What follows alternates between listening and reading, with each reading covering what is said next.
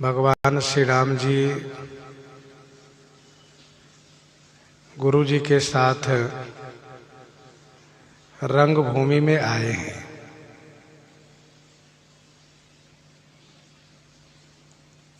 सभी लोग श्री राम जी की ओर देखने लगे। श्री राम जी, श्री लक्ष्मण जी इतने सुंदर लग रहे हैं कि मानो मनोहरता ही इन पर छाई हुई है।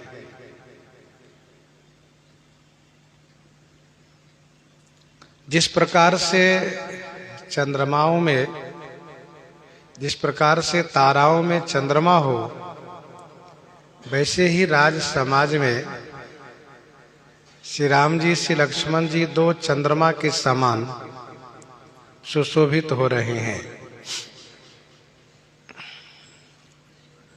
अब गोस्वामी जी महाराज सबकी भावना को वर्णन कर रहे हैं। जिनके रही भावना जैसी, भगवान वैसे ही बन जाते हैं जिनकी जैसी भावना होती है।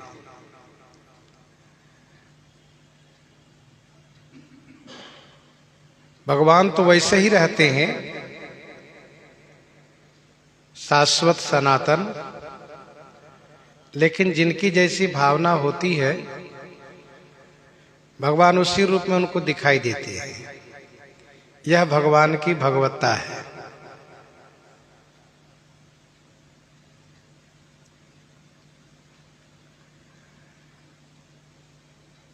राजा लोग, जो रणधीर राजा लोग हैं, राजा लोगों को श्री राम जी का रूप महान रणधीर और वीर रस के रूप में दिखाई दिए।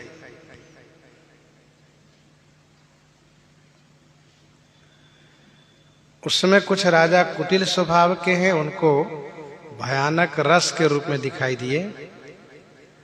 और जो असुर लोग राजा बन के बैठे हैं उनको काल रूप में दिखाई दिए।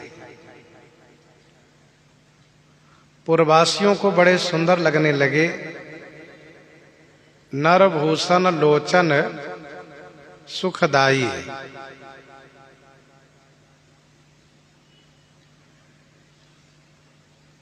स्त्रियां देख रही हैं अपनी अपनी रुचि के अनुसार।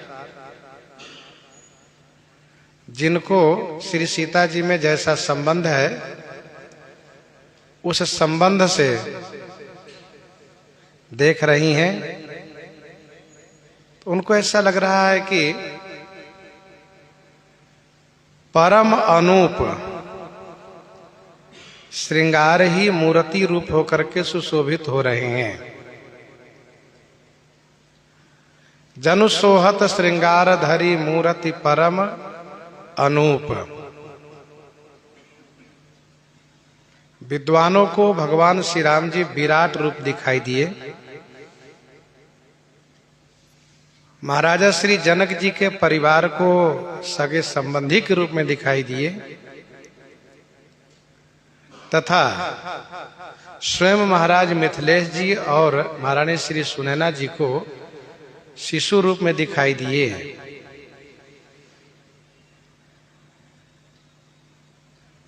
और इसके बाद गोस्वामी जी कहते हैं कि जोगिन परम तत्वमय भाषा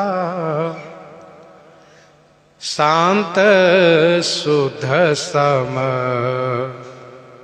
सहज प्रकाशा शांत शुद्ध सम सहज प्रकाशा। सभी को भगवान की मूर्ति दिखाई पड़ी अपनी अपनी भावना के अनुसार, लेकिन योगियों को मूर्ति दिखाई नहीं पड़ी। तो योगियों को प्रकाश दिखाई दिया। कैसा प्रकाश? कहा परम तत्वमय। शांत, शुद्ध और सहज प्रकाश।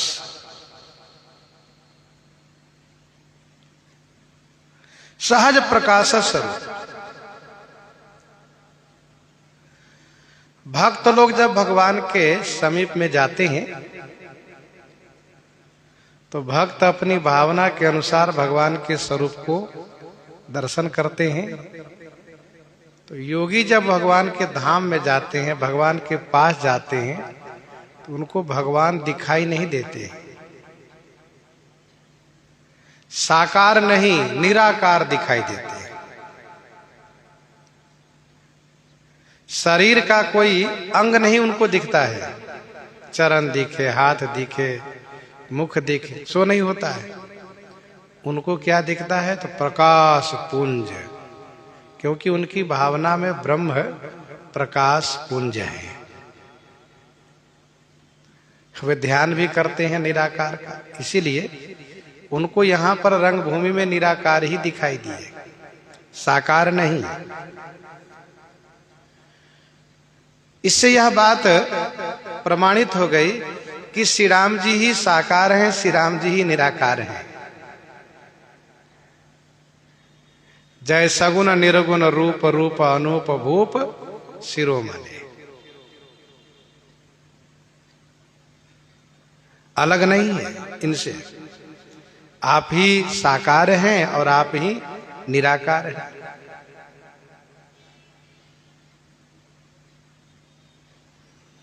हरि भगतन देखे दो भ्राता, इष्ट देव इव सब सुख दाता। हरि भगतन देखे दो भ्राता।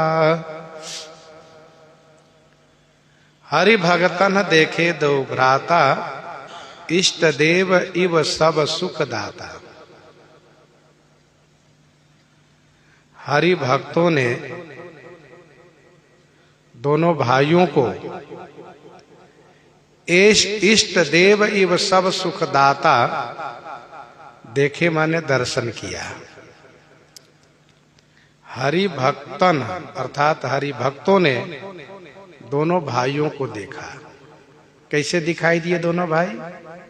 तो इष्ट देव के समान दिखाई दिए, जो सब सुख दाता, सब सुख प्रदान करने वाले हैं।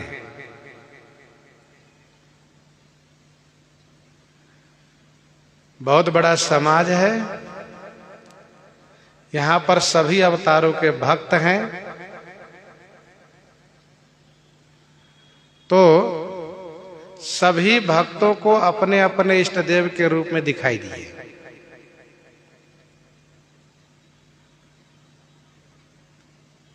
इष्ट देव माने मनचाहा देव। जो हम चाहते हैं वे हमारे देवता हैं, इष्ट देव।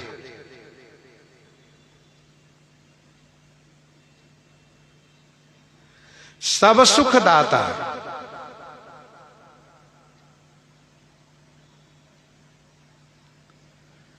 अर्थात इष्ट देव सब प्रकार से सुख प्रदान करते हैं।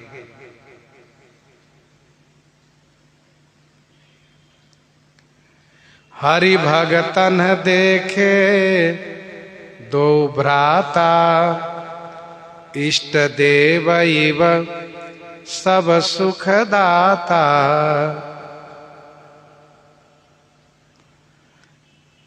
जिनके जो इष्ट देव हैं, भगवान बावन, भगवान परशुराम, भगवान नरसिंह, जिनके जो इष्ट देव हैं उसी रूप में दिखाई दिए। और सब सुख दाता का मतलब सभी सुख प्रदान करने वाले हैं। भगवान जीव को सब सुख देते हैं लोक सुख परलोक सुख सब प्रदान करते हैं।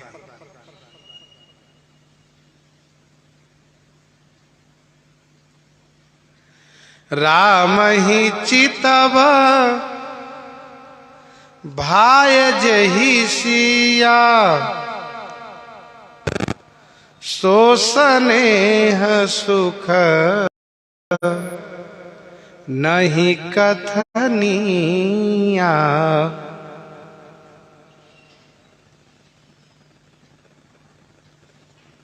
राम ही चितव भाय जेहि सिया,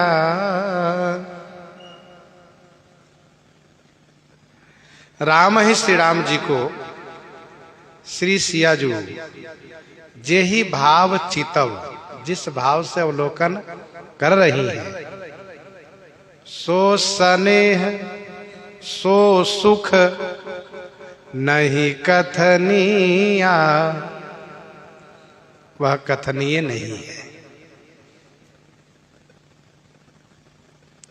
सो स्नेह सुख नहीं कथनीय।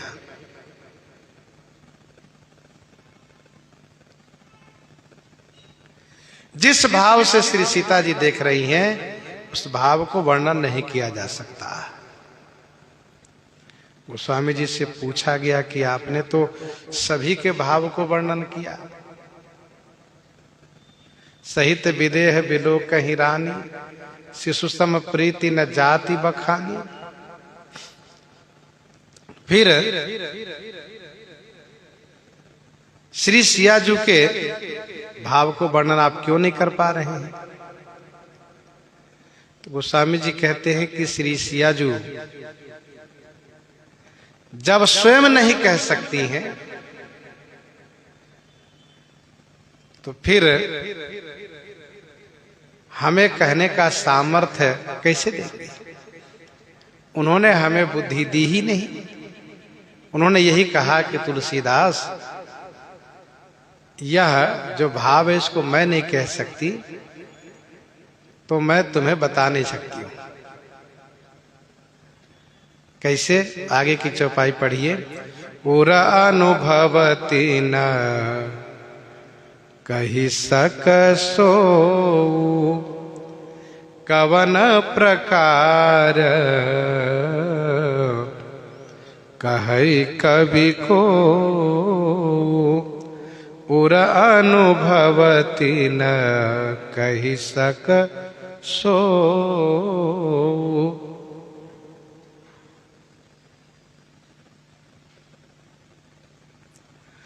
उर माने हृदय में अनुभव कर रही हैं, सो माने वे भी ना कही सक, वे भी नहीं कह सकती है।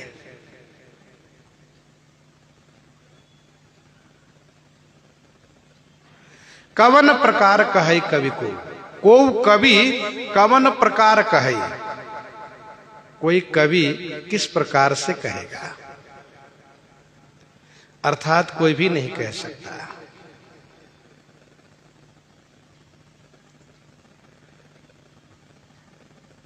उस सुख को कहने के लिए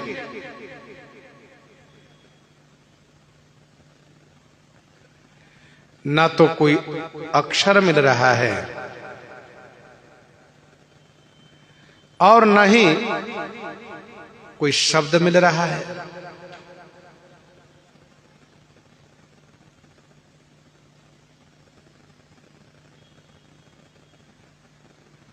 क्योंकि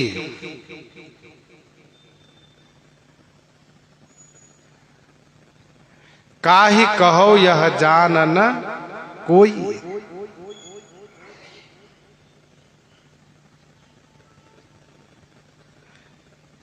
सुनु शिवा सो सुख बचन मनते, भिन्न जान जो पावई।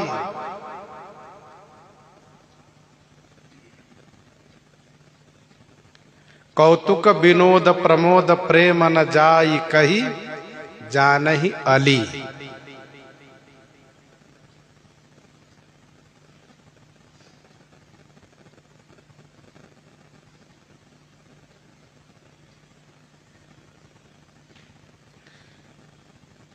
कवन प्रकार कहे कवि को, कवि को एक बल है, क्या है? कवि ही अर्थ आखर बल साचा। कवि को अर्थ और अक्षर का बल होता है, यहां पर कुछ प्राप्त नहीं होता है।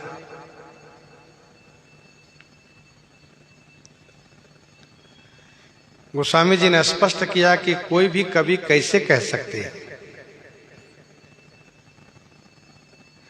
यद्यपि श्री किशोरी जी की कृपा से निर्मल बुद्धि प्राप्त हुई है, जासु कृपा निर्मल मति पावो, फिर भी यह सुख अनिर्वचनीय है।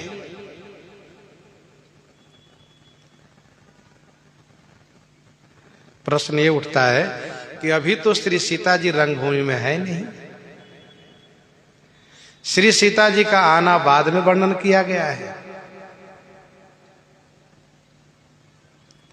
गीतावली बालकांड में भी 82 में गोस्वामी जी ने लिखा, गीतावली बालकांड 82 पद में सतानंद ल्याय सी सेविका चढ़ाई के। फिर उनको यहां पर देखना कैसे कहा गया है? इसका समाधान यह है कि सभी को देखना यहां पर कहा गया, तो साथ में श्री सीता जी का भी देखना गोस्वामी जी लिख दिए। उस समय में श्री सीता जी जब आएंगी तो फिर अकेले उनके भाव कहने में फिर और प्रसंग हल्का होगा, इसलिए अभी कह दिए। और इस तरह से गोस्वामी जी अन्य प्रसंगों में भी पहले वर्णन किए हैं, जैसे भृगुपति केरी गर्भ गरुआई, भृगुपति केरी गर्भ गरुआई, सुर मुनि बरन केरी कदराई। तो परशुराम जी महाराज का तो अभी कोई नामो निशाना नहीं है, फिर भी पहले ही कह दिया जा रहा है कि भृगुपति केरी गर्भ गरुआई। गोस्वामी जी से पूछा गया कि आप पहले कह दे रहे हैं। गोस्वामी जी ने कहा ये श्री शंकर जी के धनुष रूपी जहाज डूबने वाला है। कहाँ? तो श्री राम जी के बाहुबल रूपी सागर में डूबने वाला है। और श्री परशुराम जी का गर्भ इस धनुष से जुड़ा हुआ है। धनुष टूटेगा तो उनका गर्भ भी टूटेगा, धनुष जब डूबेगा तो उनका गर्भ भी डूबेगा, इसलिए पहले कह दिया हमने, डूबना तो है ही। और एक उदाहरण, होम समय तनु धरि अनल अति सुख आहुति लेहि, विप्रवेश धरि वेद सभा कही विवाह विधि देहि। अभी हवन हो नहीं रहा है, लेकिन गोस्वामी जी पहले कह दिए, क्योंकि हवन के समय में अग्निदेव प्रकट होंगे और अभी प्रस्तुत प्रसंग में देवताओं के प्रकट होने की बात गोस्वामी जी कह रहे हैं, इसलिए साथ में उनको भी प्रकट होने की बात कह दी है।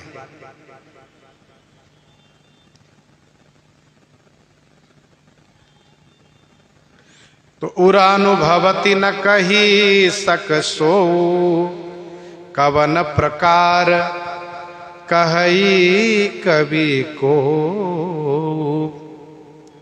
यही विधि रहा जाहि जस भाओ, यही विधि रहा जाहि जस भाओ, तेहि तस देखेऊ कौशल राऊ, तेहि तस देखेऊ कौशल राऊ। यही विधि रहा जाहि जस भाऊ, तेहि तस देखो कौशल राऊ। यही विधि माने इसी प्रकार से, जाहि माने जिनका जैसा भाव रहा, इसी प्रकार से जाहि माने जिनका जैसा भाव रहा, तेही कौशल राउ तस देखे। तेही माने उन्होंने कौशल राज श्री राम भद्र जी को उसी भाव से देखा। यही विधि रहा जाहि जस भाव। इसी प्रकार से जिसका जैसा भाव था उन्होंने कौशल राज किशोर को अपने भाव के अनुरूप ही देखा, वैसा ही देखा।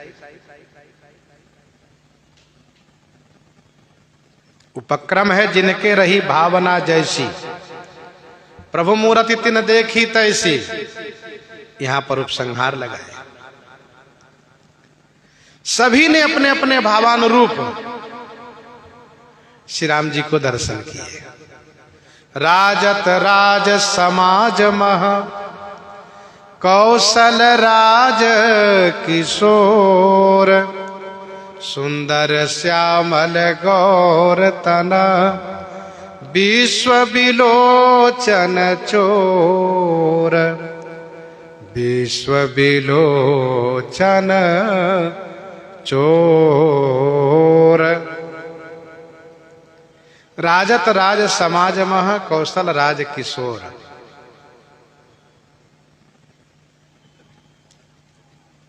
सुंदर श्यामल गौर तना विश्व विलोचन चोर। कौशल राज किशोर राज समाज मह राजत। सुंदर श्याम और गौर शरीर वाले, विश्व के नेत्र को चुराने वाले कौशल राज किशोर।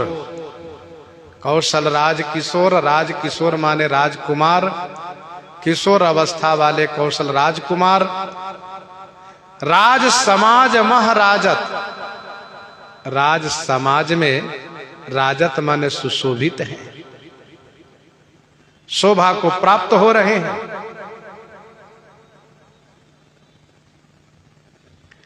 राजत राज समाज मह कौशल राज किशोर। सुंदर श्यामल गौर तना विश्व विलोचन चोर।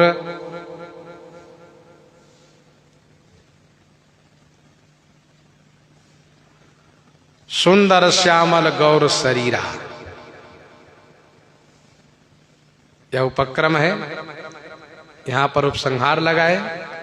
सुंदर श्यामल गौर रंग वाले हैं, विश्व के नेत्र को चुराने वाले हैं। कहने का भाव यह है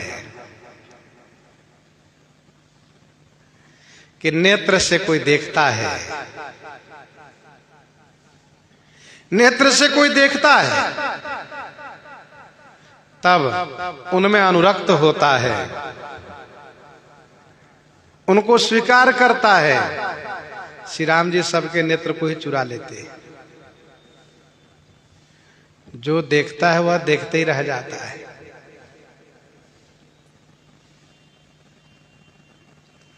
देख लोग सब भय सुखारे, एकटक लोचन चलतन तारे।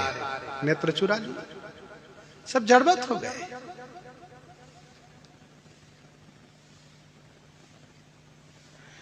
श्याम गौर मृदु वैश्य किशोरा, लोचन सुखद विश्वचित चोरा। चित्त चोर है, नेत्र चोर है ठाकुर जी हमारे। विश्व विलोचन चोर, इतने सुंदर हैं श्री रघुनाथ जी, जो देखते हैं उनका नेत्र उनमें लग जाता है, अनुरक्त हो जाता है। और नेत्र कहता है कि या तो कहो वो हमारे में निवास कर जाए, अथवा हम तो उनके साथ चले।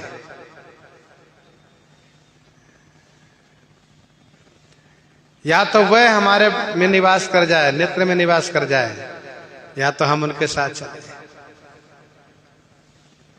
इस प्रकार से नेत्र को चुरा लेते हैं।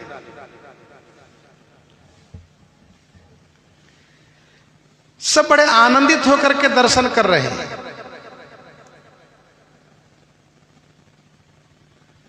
एक दोहा बड़ा प्रसिद्ध है, सुबरन को देखत फिरे कभी लंपट और चोर, पांव धरत चिंता करत तनक सुहातन सोर।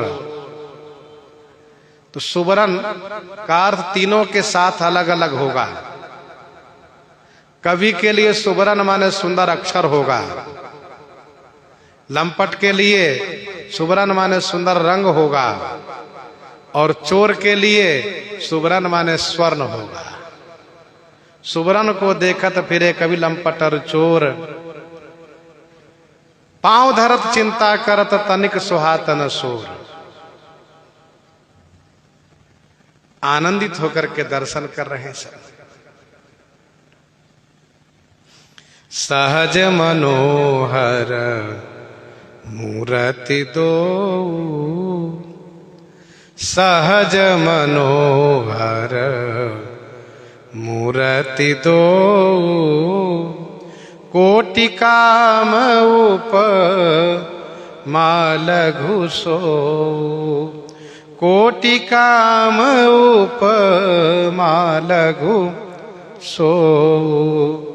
सहज मनोहर मूरति दो, कोटि काम उपमा लघु सो। सहज मनोहर मूरति दो, दो मूरति सहज मनोहर है। कोटि काम उपमा, करोड़ों काम की उपमा यदि दूं तो लघु सो, सो माने वह भी लघु माने तुच्छ है, हल्का है। सहज मनोहर मूरति दो, कोटि काम उपमा लघु सो। स्वाभाविक मनोहर है, ऐसा नहीं कि साज श्रृंगार को धारण करने से मनोहर लगते हो, सो बात नहीं है। बालक वृंद देखी अति शोभा, क्योंकि सहज मनोहर है। मुदित नारी नर देखहि शोभा, रूप अनूप नयन मन लोभा।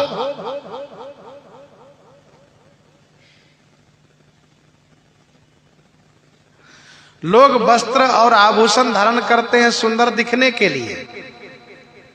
भगवान श्री राम जी वस्त्र आभूषण ज्यादा धारण कर लेते हैं तो उनकी सुंदरता ढक जाती है।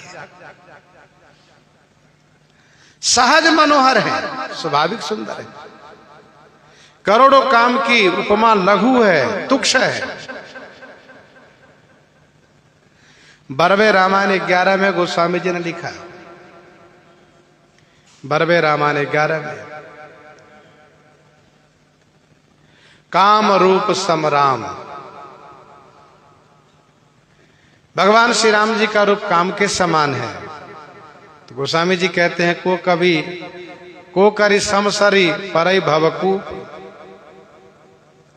काम रूप सम तुलसी राम, को करी समसरी परई भरई भवकु, परई भवकु। इसका पूरा पंक्ति इस प्रकार से है, काम रूप सम तुलसी राम स्वरूप, को करी समसरी परई भवकूप। करोड़ों काम इनके सामने तुच्छ है। शरद चंद निंदक मुख नीके, शरद चंद निंदक मुख नीके, नीरज नयन भावते जी के, नीरज नयन भावते जी के, शरद चंद निंदक मुख नीके। शरद चंद निंदक मुख नीके, नीके मुख, नीके माने अच्छे जो मुख हैं, वह शरद चंद निंदक शरद पूर्णिमा के चंद्रमा को, निंदक माने निंदा करने वाले हैं, नीचा दिखाने वाले हैं। अच्छे जो मुख हैं वह शरद पूर्णिमा के चंद्र को निंदक माने निंदा करने वाले हैं। और नयन माने जो नेत्र हैं वह शरद में खिले हुए कमल को निंदा करने वाले हैं। नीरज नयन भावते जी के भावते माने हृदय को, मन को बड़े अच्छे लगते हैं। नीरज नयन भावते जी के।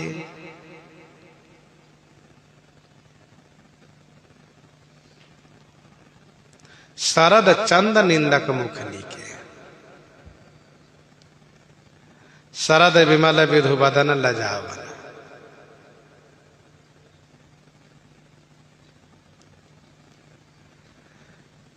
भगवान श्री राम जी के मुख के सामने चंद्रमा लज्जित होता है, नेत्र के सामने शरद के कमल लज्जित होता है।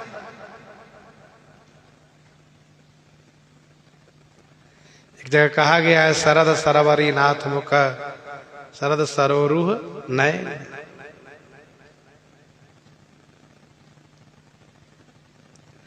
शरद विमल विधु बदन सुहावन नयन नवल राजीव लजावन। चितवनी चारु मार मन हरनी भावते हृदय जाति नहीं बरनी। चितवनी चारु मार मन हरनी भावती हृदय जाति नहीं बरनी। चितवन चारु मार मन हरनी भावत हृदय जाति नहीं बरनी। चितवनी चारु, चारु माने सुंदर, चितवनी है। चितवनी माने अवलोकनी, देखनी सुंदर है। मार मन हरनी, मार माने कामदेव के मन को हरने वाली है। भगवान श्री राम जी की चितवनी के सामने कामदेव का मन हरण हो जाता है। भावति हृदय जाति नहीं बरनी। भावति हृदय, उनकी चितवनी भावति हृदय, हृदय में भा रही है परंतु जाई नहीं बरनी, वर्णन नहीं की जा सकती है। श्री राम जी की अवलोकनी देखनी ही अद्भुत है। एक बार जिनकी ओर देख देते हैं फिर वह उन्हीं का हो जाता है। गोस्वामी जी कहते हृदय में तो बहुत अच्छी लग रही है उनकी चितवनी, लेकिन शब्दों में कथन नहीं किया जा सकता। कल कपोल श्रुति कुंडल लोला चिबुक अधर सुंदर मृदु बोला चिबुक अधर सुंदर मृदु बोला कल कपोल श्रुति कुंडल लोला। कल कपोल श्रुति कुंडल लोला, कल माने सुंदर, कपोल माने गाल है, सुंदर गाल है। श्रुति कुंडल लोला, श्रुति माने कानों में जो कुंडल है वह लोला माने चंचल है, हिल रहा है। और जिस कुंडल की छाही, जिस कुंडल की परिछाही कपोल पर पड़ रही है, छाया दिख रही है। कल कपोल श्रुति कुंडल लोला सुंदर गाल है। जब हंसते हैं मुस्कुराते हैं तो गाल के बीच में हल्का सा गड्ढा हो जाता है। कान में कुंडल हिल रहा है। गीतावली उत्तरकांड 9 पद में पढ़ना चाहिए। श्रवण कुंडल, कानों में जो कुंडल है वह सुंदर सुशोभित है। चिबुक माने ठोड़ी दाढ़ी, अधर माने होठ, सुंदर है। मृदु बोला, मृदु माने बहुत मीठे कोमल बोल रहे हैं। मृदु माने कोमल मीठे बोल रहे हैं। श्री राम जी कुछ बातें कर रहे हैं लक्ष्मण जी से। गीतावली बालकांड 71 पद में गोस्वामी जी ने लिखा, भाई सो करत बात, भाई सो करत बात, कौशिक ही सकुचात, बोले घन घोर सो बोलत थोर थोर है। गुरु जी साथ में इसलिए बहुत धीमे से बोलते हैं। भाई सो करत बात, कौशिक ही सकुचात, लेकिन श्री राम जी की आवाज सजल बादल की तरह है। थोड़ा सा बोलते हैं श्री राम जी, वह आवाज गुंजायमान हो जाती है। एक तो सभा में शांत वातावरण है, सब श्री राम जी को देखने में लगे हैं। श्री राम जी कुछ बातें कर रहे हैं। मृदु बोला, बोले घन घोर सो बोलत थोर थोर है। कुमुद बंधु कर निंदक हासा, भ्रिकुटी बिकट मनोहर नासा, भ्रिकुटी बिकट मनोहर नासा, कुमुद बंधु कर निंदक हासा। कुमुद बंधु कर निंदक हासा। कुमुद बंधु माने चंद्रमा, कुमुद फूल के बंधु माने भाई चंद्रमा, कर माने किरण, अर्थात चंद्र किरण को निंदा करने वाला श्री राम जी का सुंदर हास्य है। सुंदर हास्य है। कुमुद बंधु कर निंदक हासा। कुमुद बंधु माने चंद्रमा, कर माने किरण। श्री राम जी का हास्य चंद्र किरण को निंदित करता है। भ्रिकुटी बिकट मनोहर नासा, और अंगों में टेढ़ापन होना दोष है, लेकिन भाव का टेढ़ापन होना गुण है। भ्रिकुटी टेढ़ी है, मनोहर नासा, नासिका मनोहर है, देखने से मन हरण हो जा रहा है। ये नासिका मानो इसमें अश्विनी कुमार ही विराजित है। जासु घ्राण अश्विनी कुमारा, तो भ्रिकुटी बिकट मनोहर नासा, भौहें टेढ़ी हैं। बरवे रामायण 9 में गोस्वामी जी ने लिखा, भाल तिलक सर सोहत भौह कमान, भौहें कमान बत है, धनुष बत है। वही दोहावली में गोस्वामी जी ने लिखा 187 में, मुकुर निरखे मुख राम भ्रू गुणत गुण हृदय दोष, मुकुर निरखे मुख राम भ्रू गुणत गुण हृदय दोष, तुलसी से सठ सेव कहीं लखी जन परई सरोस।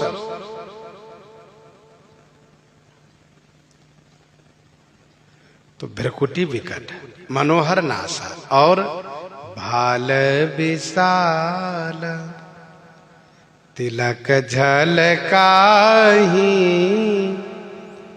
कच बिलो की अली अवली लजाही, कच बिलो की अली अवली लजाही भाल विशाल तिलक झलकाही। भाल विशाल तिलक झलकाही। भाल विशाल है, उस विशाल भाल पर तिलक झलकाही। तिलक चमक रहा है, झलक रहा है, चमचमा रहा है। कच बिलो की अली अवली लजाही। कच माने केस को देखने से, अली अवली माने भौरे समूह लज्जित हो रहे हैं। सिर पर पीले रंग की टोपी है, गले संघ के समान है, त्रिरेखा युक्त हैं। उस कंठ में सुंदर गजमुक्ता मणि की कंठा है, हृदय पर सुंदर तुलसी की माला है, वृषभवत कंधा है, सिंह के समान खड़े हैं श्री राम जी, और विशाल बाहु तो बल के निधि है। गोस्वामी जी महाराज श्री राम जी की छवि को वर्णन कर रहे हैं, प्रसंग को यहीं पर हृदयंगम करते हैं। कल हम लोग चर्चा किए थे कि आज जल्दी कथा विश्राम करेंगे, क्योंकि जगत गुरु श्री रामानंदाचार्य भगवान की जन्म तिथि है, जयंती है। और स्वामी जी महाराज सनातन धर्म की रक्षा की है। उस समय में 12वीं 13वीं शताब्दी में यमन शासकों द्वारा इस प्रकार से अत्याचार था कि भारतीय सनातन संस्कृति बिल्कुल नष्ट हो रही थी। और तब स्वामी जी आए संत के रूप में। तीर्थराज प्रयाग में उनका जन्म हुआ और काशी जी में पुनः प्रकट हुए। कल हम लोग चर्चा किए थे कि जब उनके माता पिता दीक्षा के लिए कहने लगे तो अंतर्ध्यान हो गए। और फिर जब उनके गुरु जी महाराज श्री राघवानंदाचार्य जी महाराज ने हजारों सदाचारी ब्राह्मणों द्वारा जब 6 करोड़ मंत्र राज का अनुष्ठान पूर्वक जब हवन की आहुति दिए, तो भगवान श्री रामानंदाचार्य जी प्रकट हुए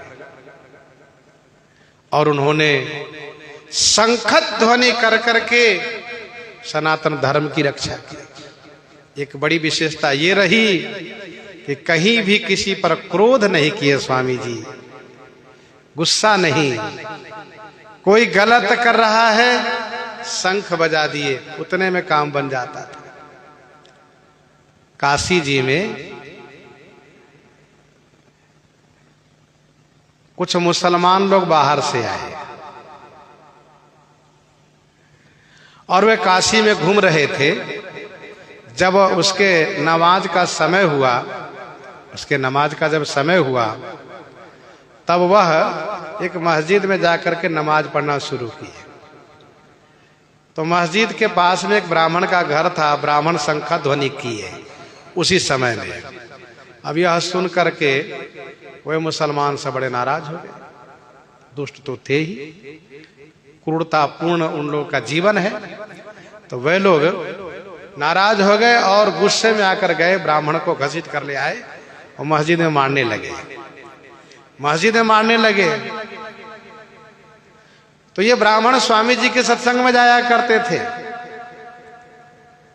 स्वामी जी के शिष्य थे। स्वामी जी को स्मरण किए और स्वामी जी को स्मरण किए, इधर उन मुसलमानों ने इनको बिल्कुल मारना ही चाहा। इतने में हजारों शंख उस मस्जिद में प्रकट हो गए और सभी शंख बजने लगे, मानो उन मुसलमानों के प्रलय के संकेत मिलने लगा, प्रलय की ध्वनि होने लगी।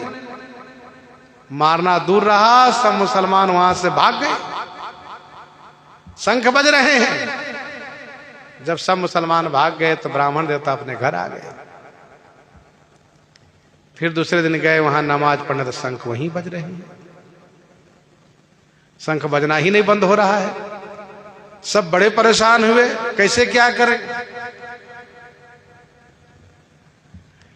तो उस मुसलमानों के जो मुखिया थे उन्होंने कहा कि भाई ब्राह्मण को तुम लोगों ने अपमान किया है, अब वे क्षमा करेंगे तभी शंख बजना बंद होगा। सब लोग गए ब्राह्मण के पास। ब्राह्मणों ने कहा इसमें मेरा कुछ चमत्कार नहीं है, आप सब हमारे गुरु जी के पास जाओ, वे कृपा करेंगे तभी शंख बजना बंद होगा। स्वामी जी के पास गए,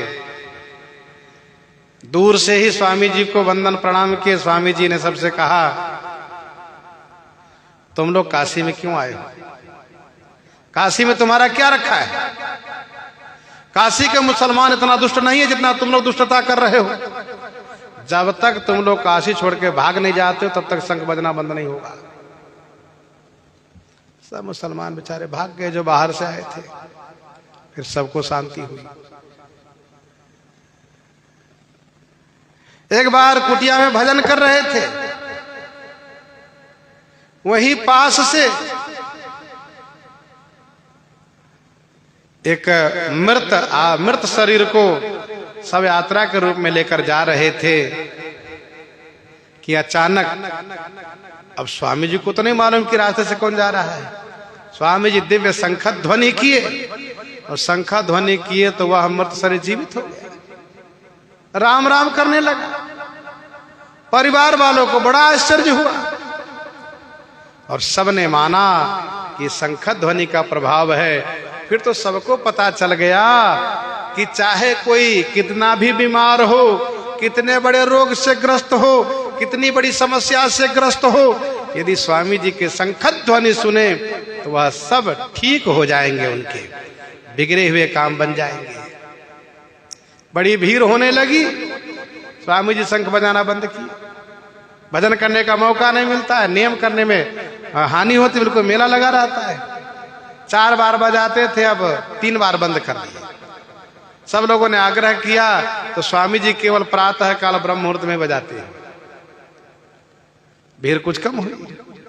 कहने का भाव यह है कि शंख ध्वनि करके सब पर अनुग्रह करते थे और दिव्य शक्ति के संचार करके असुरों को दमन करते थे।